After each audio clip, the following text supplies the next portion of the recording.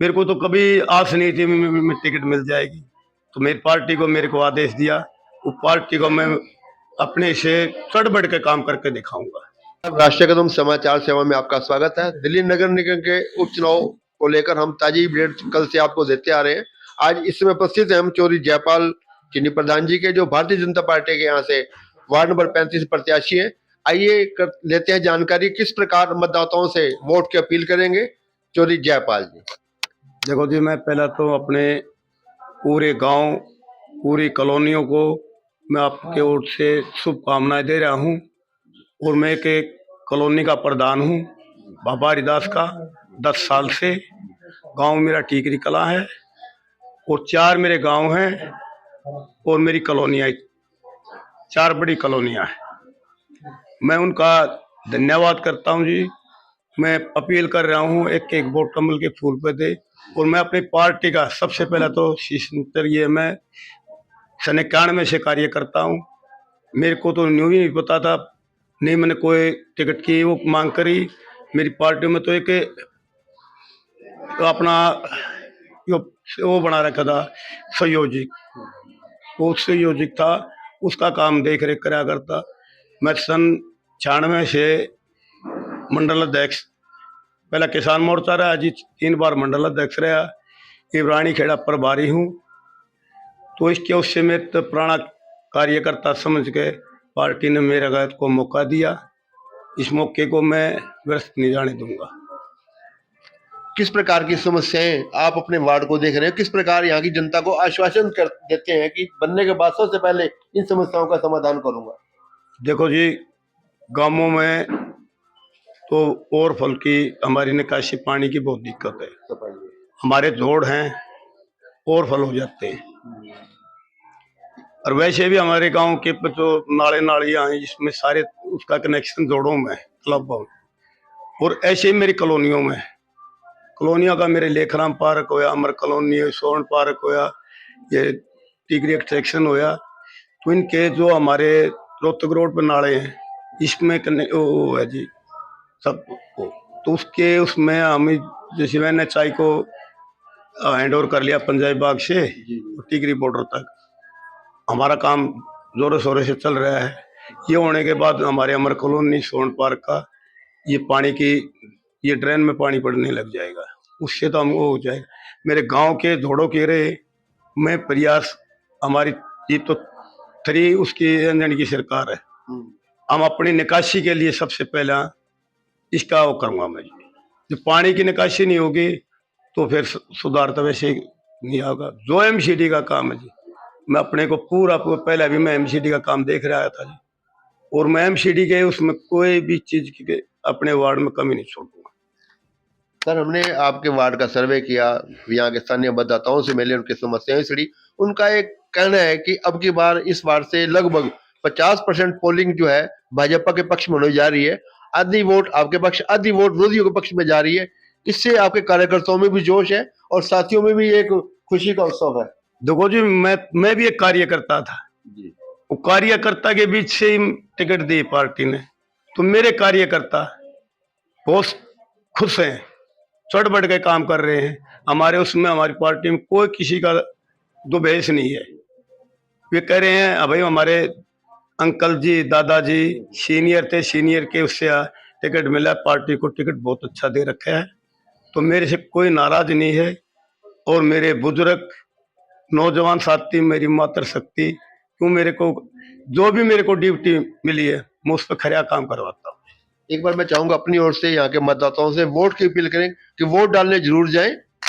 Vote जरूर डालने जाएं जी। एक एक वोट 30 नवंबर को वक्त अपने वोट को पोल करो। और बाकी का आगे काम मैं कराऊंगा। कोई एक और भी है जी, मैं हर गांव में हर हफ्ते में एक एक गांव का मैं जाके बैठ के और अपना काम देख कर अपने अफसरों कर्मचारियों के साथ जाकर एसआई इंस्पेक्टर हमारे उनको हर वार्ड को वो करूंगा। जैसे डोर टू डोर में वोट मांगता आटता हूँ ना जी, तो डोर टू डोर में हर गलियों को चेक करूंगा। सीएम साहब भी आई थी आपके, वो भी आपके जनसभा करके गई, बड़ी अच्छी जनसभा रही और आपके बारे में भी उन्होंने वोट से अपील की है जी। बिल्कुल जी, वो तो हमारे हम तो मेरी बहन मुख्यमंत्री जी ने तो ये हमारा एक मैं सन 91 से कार्यकर्ता छोटा सा हूँ और हमारी पार्टी में कभी भी ये भेदभाव नहीं है। पता नहीं है जिसे कहाँ से कहाँ हो जाए। मेरे को तो कभी आस नहीं थी मैं टिकट मिल जाएगी, तो मेरी पार्टी को मेरे को आदेश दिया, वो पार्टी को मैं अपने से चढ़ बढ़ के काम करके दिखाऊंगा।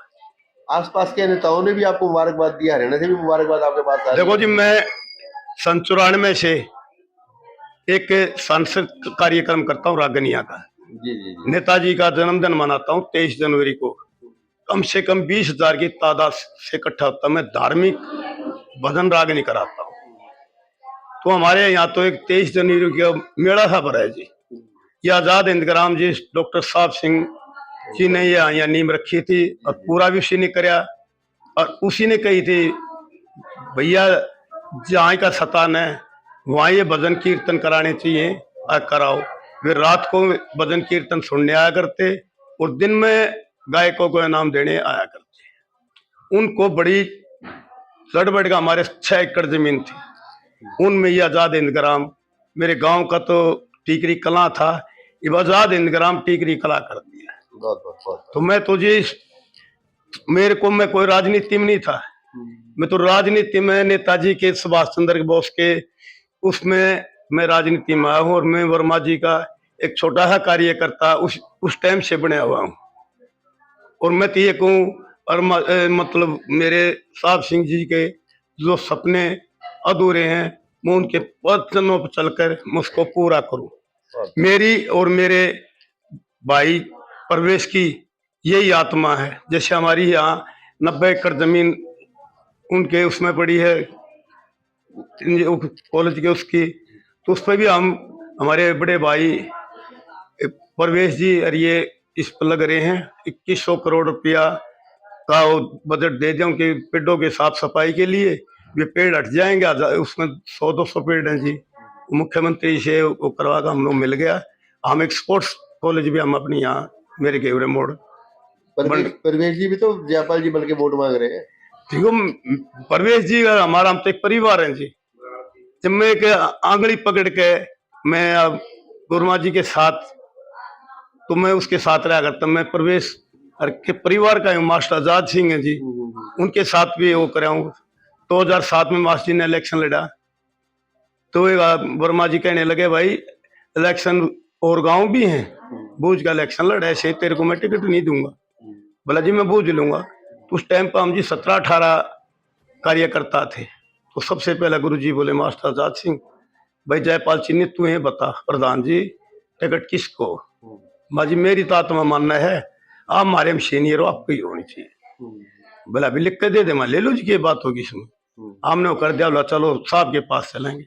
सबसे पहले जाकर मैंने कही थी जी मगर सर माँ टिकट होता है मास्टर जाद। बोला क्यों भाई ऐसी क्या खासियत जी, हमारे से सीनियर है। तो राजनीति का जो काम जो मेरे को वह रास्ता दिखाया है वो मास्टर दाद सिंह ने दिखाया है। ये तो भगवान ने प्यारे हो गए जी। और मैं मास्टर जी की मैं तारीफ करता, जितनी तारीफ करूं उतना ही कम है। और आज उनकी स्वास्थ्य बिगड़ रही है, वे हॉस्पिटल में एडमिट है। तो मैं तुमको उनके जल्दी वो ठीक हो मैं तो ये अपनी शुभकामनाएं दे रहा हूँ। और भाई मेरे तो मास्टर जी मौसी के लड़के। अच्छा हाँ जी, हाँ मंडेड़े से मौसी के लड़के, दोनों आगे मामा मंडेड़े। मैं 2 शब्द सर आप भी जयपाल जी के बारे में कहें, कैसा व्यक्तित्व लगा, कैसे इंसान है ये? भाई है मेरा छोटा। अच्छा, जैसा आप चाहेंगे वैसा होएगा, बिल्कुल नरम। मैं और कुछ कह नहीं सकता इसके बारे में। इन्होंने 31 साल हो गए अब पार्टी की तरफ से, कभी कोई डिमांड नहीं, कभी कुछ नहीं। इसने अपने घर से जितना लगा सकता था उतना लगाया है, कि किसी से मांग नहीं करी।